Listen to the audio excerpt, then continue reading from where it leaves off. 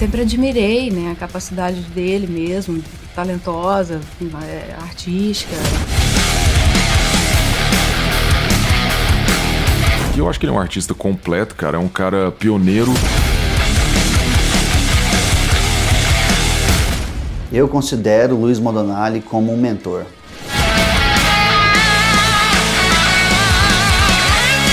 Foi um cara que entrou na minha vida e mudou tudo. Realmente ele foi pra mim uma das pessoas mais importantes da minha vida. Cara, isso pra mim eu defino como uma carreira de sucesso, assim, sabe? É um cara que tá ali, ó, constantemente em atividade.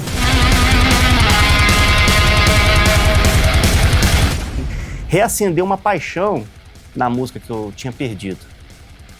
Então, assim, eu sou grato a ele por causa disso. A música e a minha paixão pela guitarra mudaram a minha vida.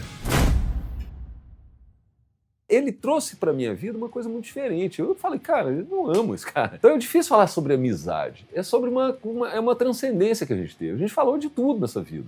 Inclusive ele veio aqui domingo, segunda-feira de manhã. Vai ser esse tipo de coisa. Por isso eu tava falando sobre a idade. Depois da idade você já não consegue mais ter colega, né? Aquele cara que você vai jogar videogame. Isso não existe mais. Você começa a ter esse tipo de amizade. Esse tipo de amizade que é um nível muito mais profundo, que é um nível de identificação, sabe? É uma coisa assim, não é nunca disputa, é só uma complementação, são duas pessoas conversando sobre assuntos de 0 a 10, assim, de bobagem a coisas muito profundas e que sempre é de igual para igual. Isso aí, cara, é um grande orgulho, é uma grande sorte minha ter tido ele na minha vida. Cara, eu era o menino que dublava People Get Ready, do Jeff Beck, com guarda-chuva, vassoura, essas coisas, né? Então acho que de uma forma meio que sem saber mesmo, que eu acho que a arte é intuitiva no começo, né? Você tá abrindo a caixa. Eu fui tocado por essas coisas assim, mas o que me pegou mesmo foi rock, AC/DC, If You Want Blood, If God, que é um disco ao vivo de 78 do AC/DC. Foi o primeiro disco que eu vi que guitarra porque até então você não tem... Eu não sabia o que era guitarra, assim, a não ser ela como uma guitarra mesmo. O papel disso dentro da música. E aí foi a primeira vez que eu fui tragado para dentro desse universo mesmo, assim. Um belo dia, fui parar na casa dele. Alguém me levou, algum amigo em comum que a gente tinha, me levou para lá. Eu devia ter meus 13, 14 anos. O Luiz deve ser uns 10, um pouco mais, anos mais velho do que eu, né? E aí, cara, eu já me envolvia com música, já fazia aula de violão e tudo mais, tudo começando ali, né? E aí fui parar na casa dele, cara, e vi ele tocando, já com muita técnica, tapping, sweeping, aquela coisa toda, shred, né? Coisa assim que na época a gente só vinha um videoclipe, né, na TV, e eu fiquei encantado, assim, achei o cara incrível. E muita gente boa, sempre muito prestativo comigo. Da janela da minha casa eu conseguia ver a casa dele, o quintal da casa dele, né, e a janela da casa dele, então eu sabia quando ele estava lá. Aí toda tarde eu descia, ia lá, batia na porta dele, ele me recebia, e a gente passava a tarde lá ouvindo música, tocando.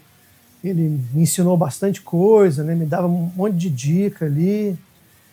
E a gente ficou brother. Apesar desses 10 anos de diferença de idade, sempre me recebeu muito bem, nunca me deu um chega pra lá, assim, sabe? Muito prestativo, muito gente boa. E nos tornamos bons amigos aí de longa data. Eu estava tocando lá na Inglaterra, lá no Comedy, que é uma casa gigante, um cinema antigo, tem lugares ao mesmo tempo acontecendo coisas diferentes, né? Aqui tem uma apresentação, aí você tem um estúdio aqui você tem onde o show acontece e tal. Tinha uma senhora, de cabeça branca mesmo assim, com 70 e poucos anos, ela fez à mão a cópia do cartaz do show, do flyer que estava pregado lá fora, e fez questão da gente fazer uma foto, e ela assim lá, e ela coisando, ela falando que nesses 70 e poucos anos, ela sempre ouviu rock, assim, e ela adorava essa coisa do instrumental, e que ela esperava uma coisa e ela achou interessante demais, porque o cartaz tinha chamado a atenção dela, e que ela achou a paixão nas músicas, na coisa, achou isso muito interessante e que ela não tinha a menor ideia de onde eu era, assim. E aí eu fui falar para ela que eu era do Brasil e tal, de Goiânia, que era perto da capital federal, não sei o quê, e ela ficou abismada mesmo, assim, que ela achava que aquilo era como se fosse tudo aquilo que ela acreditava, mas revigorado, né, de uma certa forma. Pô, você atravessou, foi a frase dela, você atravessou o mar para vir tocar isso aqui pra gente, o mínimo que eu podia fazer era esse cartaz para você, assim, à mão, assim, né, tinha lá uns traços, assim, umas coisas, ela conseguiu reproduzir mais ou menos o que o cartaz fazia. Então, cara, isso aí é realmente um recorte emocionante mesmo, assim, dentro da vida da gente. Mesmo se eu não tivesse gravado disso, mesmo se eu não tivesse em uma turnê, eu acho, assim, que isso aí é do fundo do coração mesmo, assim, né, e acaba tocando a gente mesmo. E que faz tudo valer a pena. São esses momentos que fazem você continuar, né? Luiz Modonali é um cara que tem um coração grande, é um cara, em termos de pessoa, né? Um cara que sabe o que quer, sabe onde quer chegar, tem visão e como instrumentista é um dos maiores que eu já vi, sim, sem sombra de dúvida. É um cara que expressa o sentimento dele através da guitarra. Modonali, quando você escuta 2, 3 notas, você sabe, esse cara é o Modonali que tá tocando. E para guitarrista, isso é algo muito difícil, né? Você escutar o Angus Young, você sabe que através de um band é ele que tá tocando. Dimebag Darrell, que ele dá um primeiro harmônico, a primeira alavancada, você sabe que é ele. O Modonali, o primeiro shred que ele faz, você fala, esse é o Luiz Modonali. Então, dá para definir ele, sim, como uma das pessoas mais interessantes, uma das mentes mais brilhantes do nosso estado também, com puta talento também para escrever, para se comunicar e para tocar sem palavras. Ele é o nosso the GOAT, né? The greatest of all time.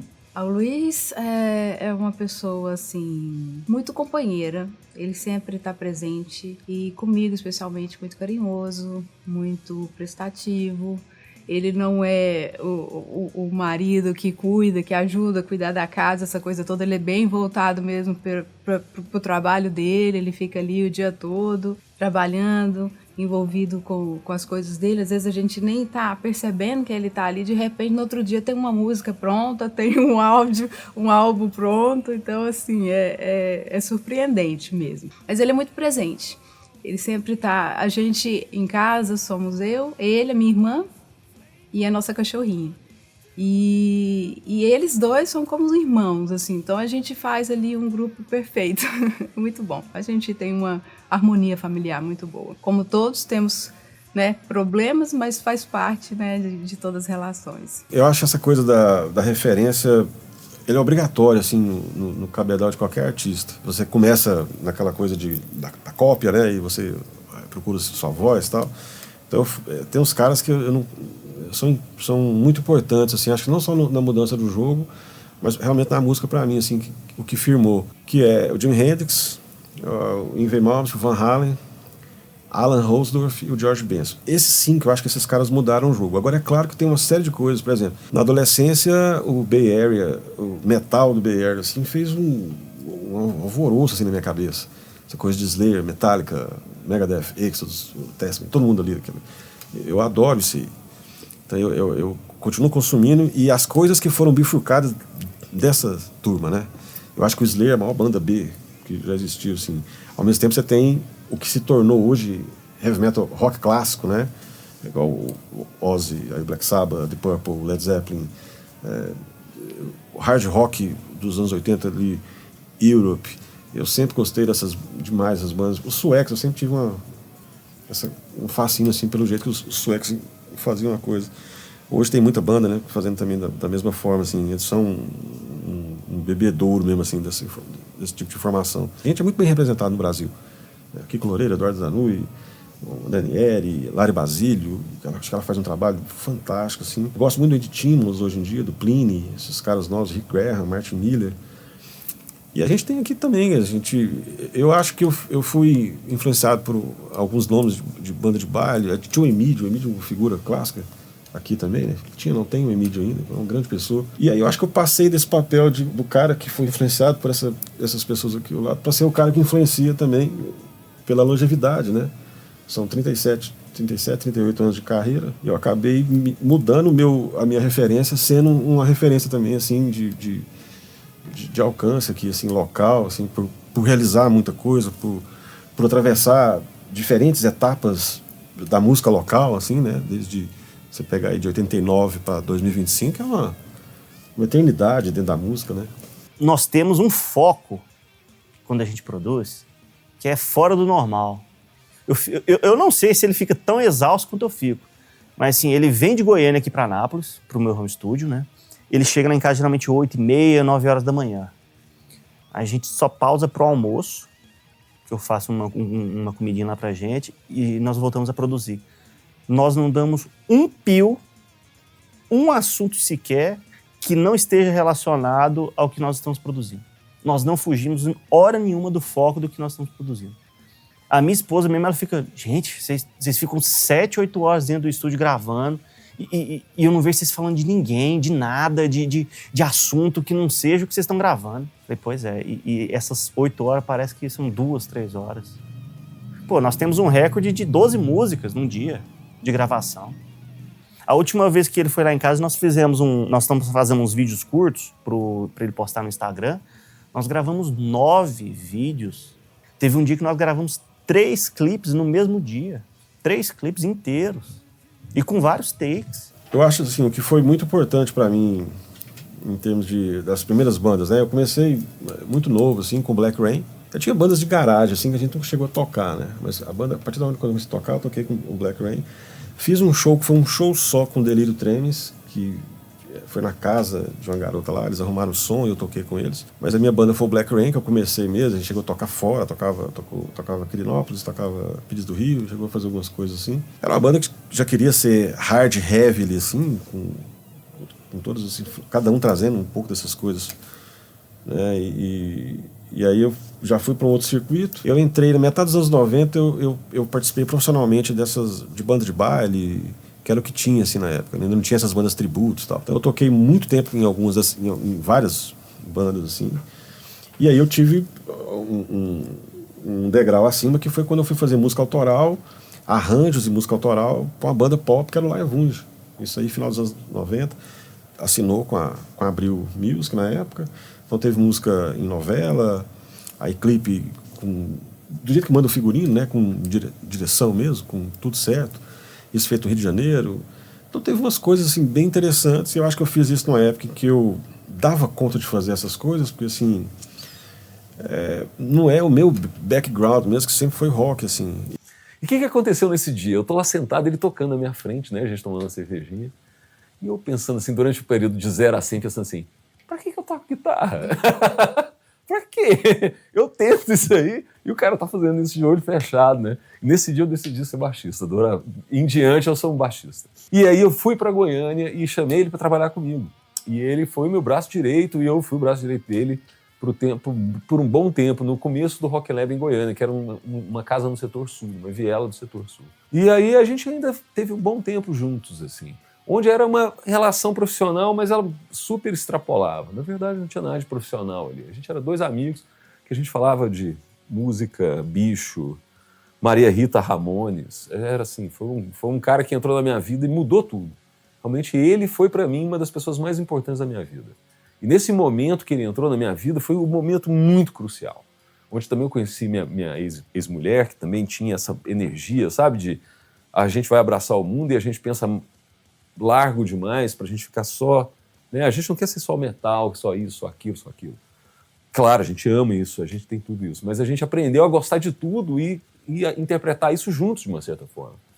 Em 92, se eu não me engano, ou 93, por aí, Luiz lançou uma demo tape que eu tenho até hoje, chama Midas Touch. Nessa época aí, né, a gente era já próximos ali e tudo, nas sessões de estúdio que ele foi gravar, eu acompanhei ele em algumas sessões, e aí ele gravou o material e tudo, e ele não tinha como fazer as cópias, né? Meu pai na época tinha um som bom, um som mais high-tech, peguei a matriz dele, peguei aquele tanto de fita virgem, levei ela para casa, fiz as cópias tudo para ele bonitinho, ele fazia as capinhas, depois a gente juntava, montava tudo bonitinho, fazia a caixinha com as fitas, né, para ele poder vender, distribuir e tal. Então a gente trabalhou muito nessa época aí. O Gustavo, cara, o Gustavo sempre foi, eu acho que um parceiro musical assim, ideal. Acho que tanto eu para ele quanto ele para mim, assim, porque a gente tem uma diferença de 30 horas só, assim, de um pro outro, assim, né? Então, a gente se deu bem demais com essas coisas, assim, porque eu acho que é muito comum na música, sobretudo na guitarra, rock, metal, que você tem um ego gigante acoplado nesse pacote aí. E a gente nunca teve esse lance, assim, eu nunca consegui pensar na música dessa forma, sabe? Pra mim sempre foi... É uma missão, né? Assim, não tem, eu não tô no carro de Fórmula 1 competindo com ninguém, assim. Claro que você tem as suas projeções, a sua missão, você tem uma série de fantasmas, de coisas que vão assolar mesmo, que isso faz parte de qualquer carreira, que seja levada realmente no pico mesmo, que é o que eu fiz e o que eu faço na minha vida. E aí isso me influenciou muito na forma de tocar, porque eu gosto de coisas rápidas, eu gosto de legato e da forma como o Maldonado aborda, assim, muitas das coisas que ele toca, eu acabei puxando muito daquilo, né? E ele me influenciou muito, cara, muito, muito mesmo, e muito da minha tocada aí até hoje. Às vezes eu penso, putz, eu vou escutar alguma coisa aqui do Luiz, vou escutar alguma coisa, eu chamei de Maldonas, vou escutar alguma coisa aqui do Maldonas pra eu dar uma inspirada. E pra mim, assim, eu admiro muito os trabalhos dele, eu gosto de muita coisa, mas pra mim tem 2 discos que são, assim, e eu acho que ele tem 2 discos, assim, pra mim o Manicomial, por ter sido o primeiro com que eu tive contato, assim, eu não sei se é o primeiro disco solo dele, eu não me lembro disso, mas se não for o primeiro, é um dos. E o Manicomial me marcou muito porque eu escutei muito esse disco na época. Escutei demais, assim. Eu achava aquilo animalesco. E ele tinha um DVD também que eu assisti aquilo ininterruptamente, cara. Durante muito tempo. Eu gosto muito também eu adoro o Viking Heart e o Maestro. São discos que eu escutei muito. Mas acho que o Manicomial e o Viking Heart são os meus discos preferidos da carreira solo do Maldonado até o momento. Que eu sei que tem coisa nova vindo por aí. E agora, o Verso D foi uma banda muito interessante, porque a gente era amigos antigos, tocando juntos, eu, o Juliano e o Paulo. O Insanidade é um lugar que eu realmente tenho essa camaradagem mesmo, assim, isso é acima da música, eu acho, assim, é um degrau, é um bônus que você tem.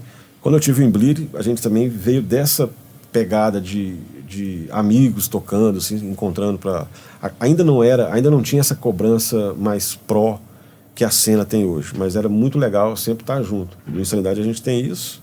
Quando a minha passagem também para Portugal, quando eu toquei com o Inuendo, que já era uma banda de tributo, assim, também tinha um respeito muito legal, assim, uma camaradagem muito bacana. Eu acredito que é uma trajetória bem positiva mesmo.